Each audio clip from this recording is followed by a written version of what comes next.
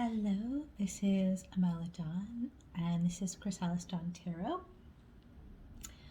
In my last reading, the video cut off, and I feel like it was sort of complete the way it was for what it needed to be for that, but that the reading itself kind of needed an extended version. So this is the extended, and I think that you can also, my sense is that you can watch it on its own for the messages that will be within this part of the reading as well, if you come across this first.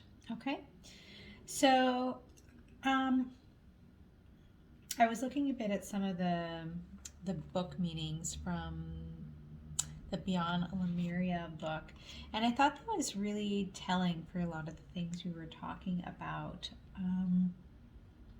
Like the Internal Explorer card was the first card out, so it's the most important card of the reading. And it talks here about coming into the flow state, which I think I spoke about how like once you're no longer reacting to things and holding on to things, you can just let your feelings flow. And that also means letting all sorts of information flow, right? I think I talked about this like loving matrix, right? And it says you're accessing infinite information by going within, wisdom from the collective consciousness, theta waves, channeling, breaking free from limiting intellect, creative boldness, being guided by the divine spark, and you already hold the keys.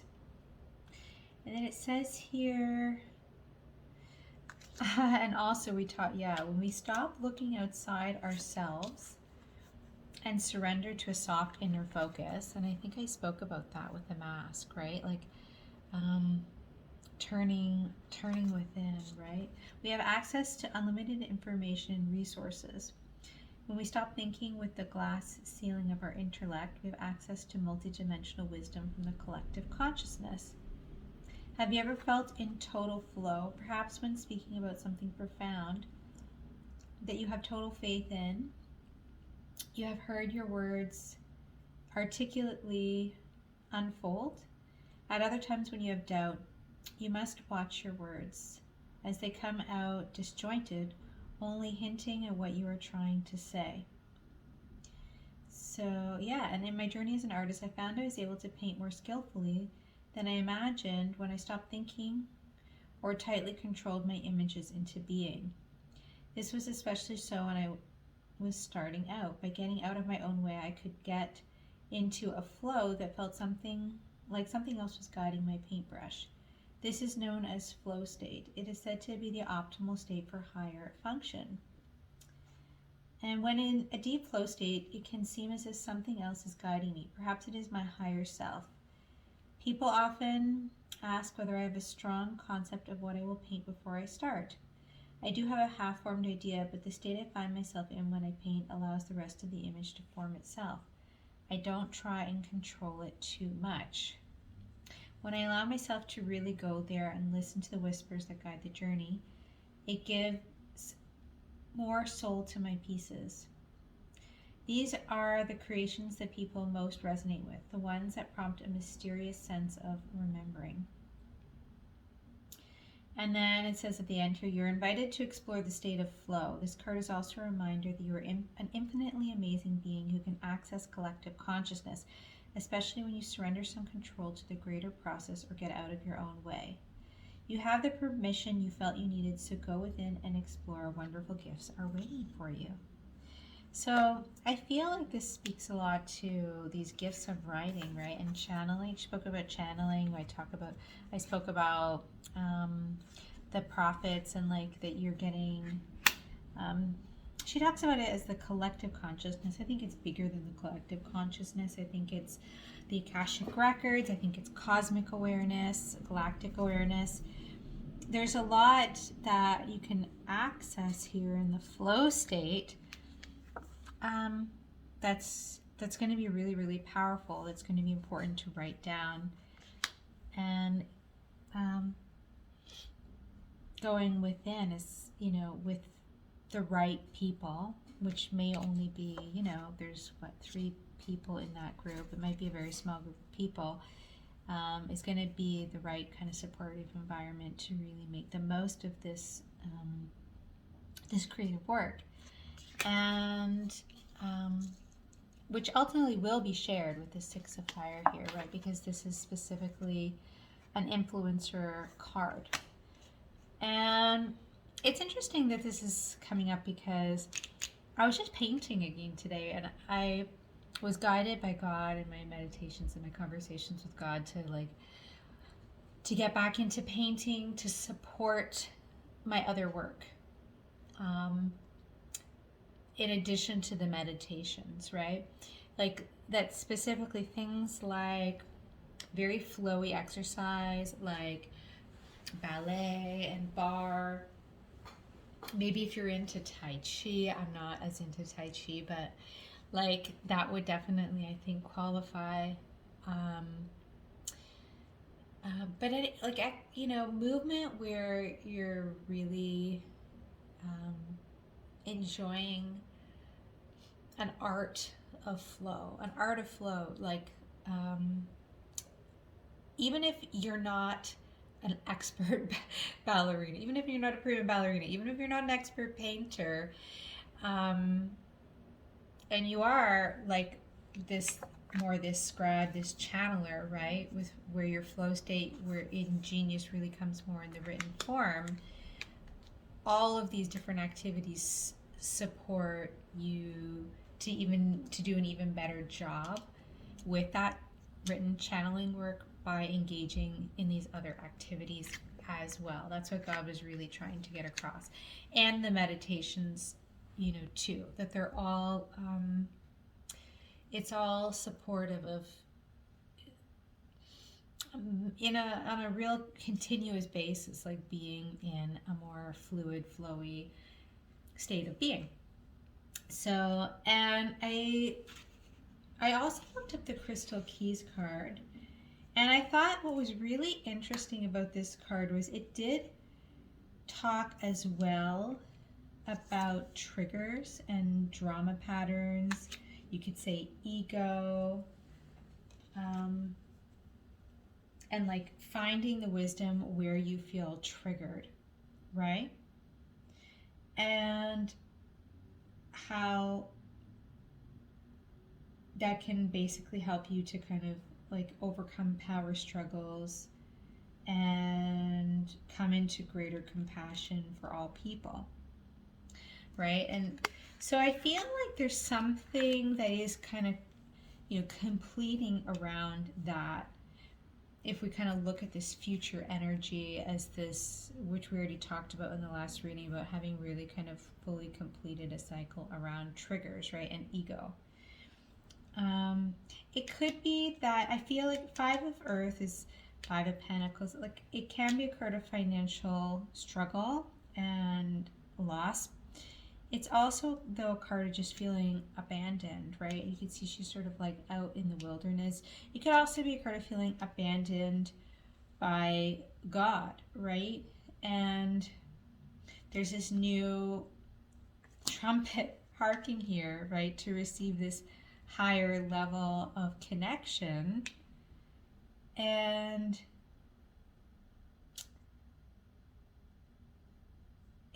there's, how do I put this properly? Like fully gleaning the wisdom is important to the next step. And I also thought it was really cool because we talked a little bit about Buddhism in the last reading, which showed up the Buddha prepares was on the bottom of the deck. And it says here, let's just read the whole paragraph. This card is about deciphering wisdom codes. We may wonder how to access information regarding our spiritual growth as we navigate our everyday reality. This wisdom comes through inner paradoxes when we are truly present, odd, in creative flow, again, or a state of surrender. It may come as riddles and in the most unlikely places. Zen Buddhism taps into this using koans, paradoxical statements, so a cone is a paradoxical statement, the mind cannot fathom, to bypass traditional understanding and allow spiritual epiphany and a deeper knowledge of the soul to surface. And it says key wisdom codes can come to us when we are triggered. They are accessible in those moments when everything becomes more emotional, dramatic, or painful than it needs to be. Here, when light shines on our shadow, we are graced with significant insights into places we can grow and evolve from, although it might take courage and a healthy dose of self-awareness to embrace the wisdom of those moments. So it's amazing how much energy, freedom, and expansion comes as a result of deciphering these bubbles of information tailored especially for us. Sometimes insight is so perfectly constructed within a scenario that it gets right into our most tender spots for the perfect healing.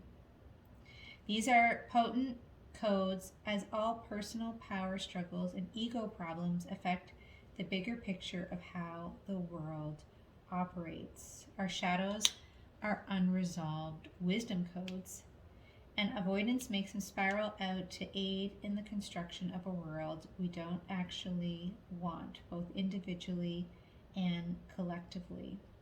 When we see this information as the gift that it is, we can cultivate presence and begin to see between the lines of our inner workings.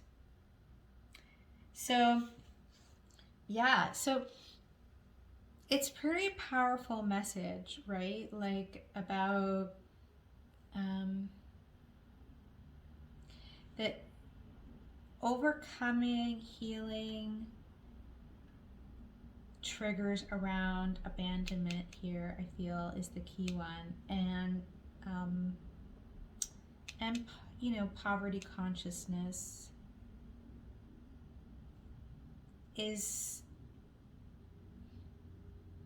I feel like it is really coming to a close with this Fool card, like moving into this new beginning.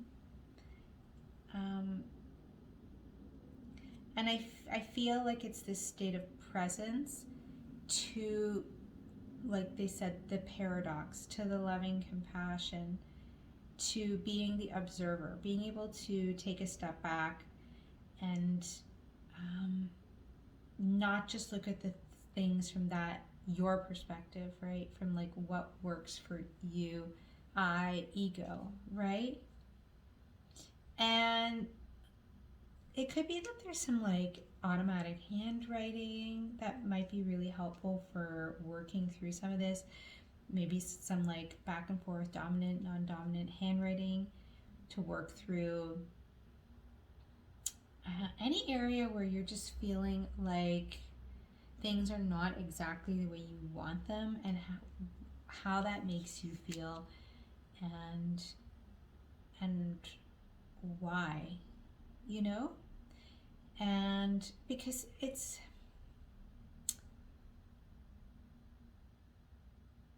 I just feel like instead of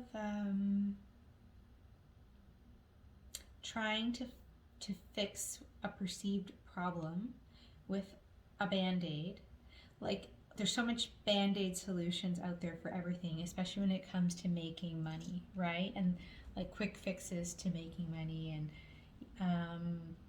easy, supposedly like the right system or the easy answer or the right,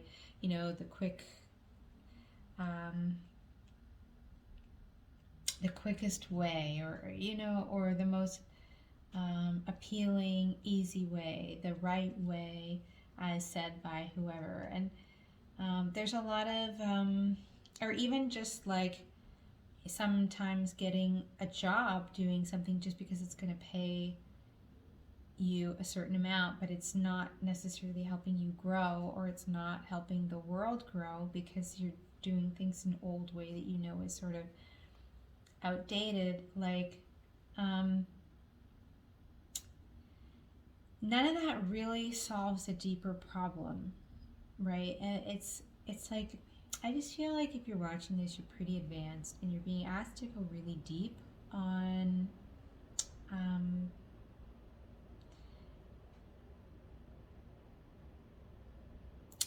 issues around like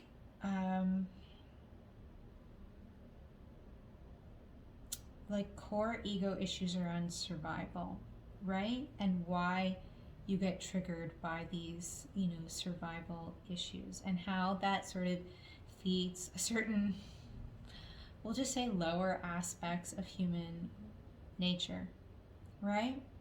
And how you can alchemize these shadow aspects of human nature, right? With these activations, with this ascension, and these, like I said, these galactic aspects of self, right? And these very, we'll just say, very ancient and futuristic starry consciousness that want to come forth to bring a new answer, a new solution, a new, higher, broader understanding to your existence.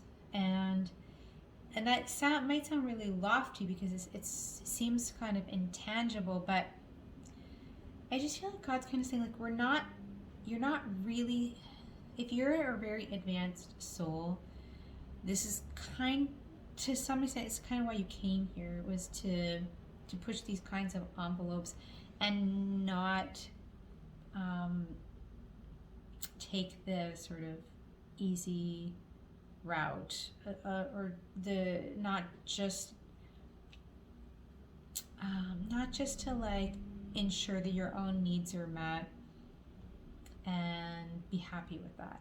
And I can attest to that because, when I was on that track earlier in life and I was able to kind of make that for myself, everything got like obliterated.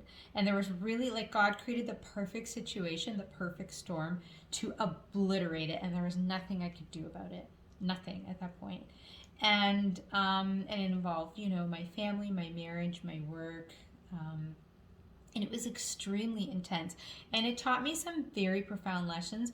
And also it showed me a lot about the darkness of humanity and how truly selfish people are, whether they want to admit it or not. And I think a lot of people saw a lot of that at certain points throughout COVID about how barbaric under the surface people really are, when everyone's going to the grocery stores and clearing things out, clearing off the shelves the minute they're afraid for their existence, right?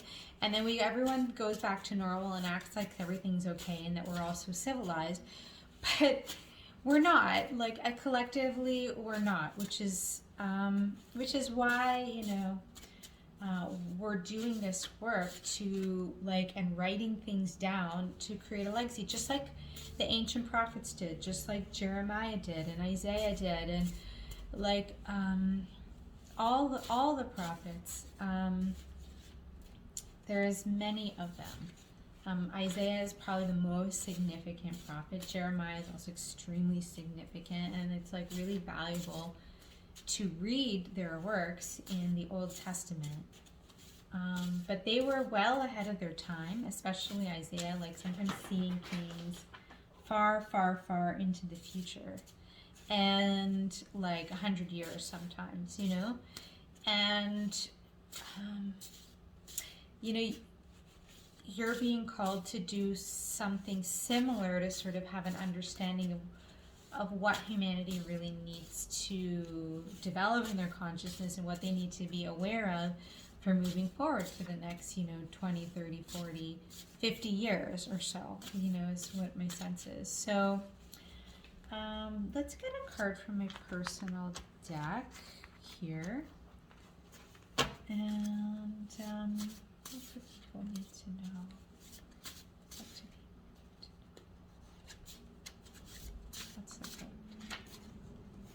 Beautiful. Blessed. Something wonderful is coming into your life. Will you recognize it when it shows up?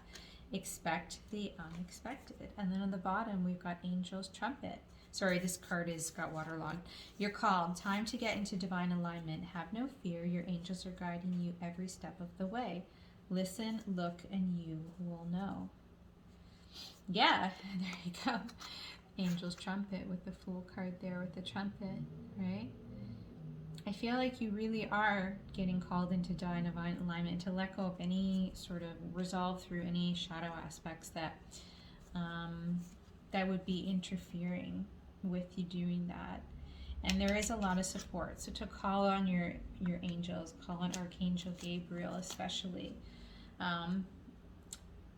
Especially if you're doing writing projects and if you're working through these aspects of like judgment of your past and where you've been and where you're going.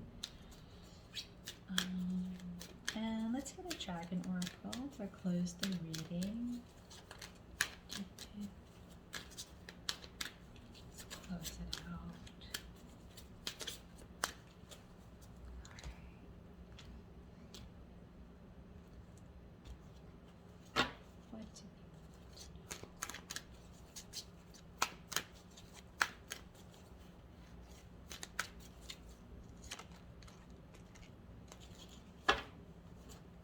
Lilac Fire Dragon transmutes through the power of divine love. Open up to transcendent love and enlightenment. Purity of heart brings peace, hope, and joy. Yes, I feel like that's very appropriate, right? Like transmuting the shadow through divine love. I feel like through galactic love here as well. Right? They call it here transcendent love and enlightenment, right? You could say the enlightenment of like the Buddha is kind of starting to come forth here for many of you.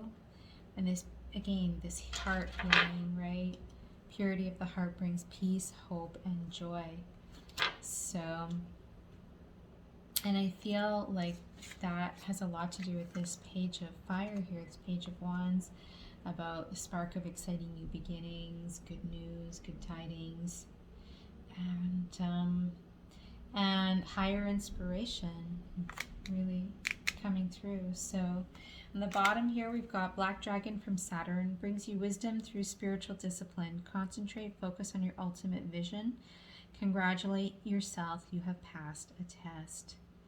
So again, it's another confirmation here of this Master Artist in reversed, of having, what we talked about in the last reading about having overcome a lot of this ego triggers already here.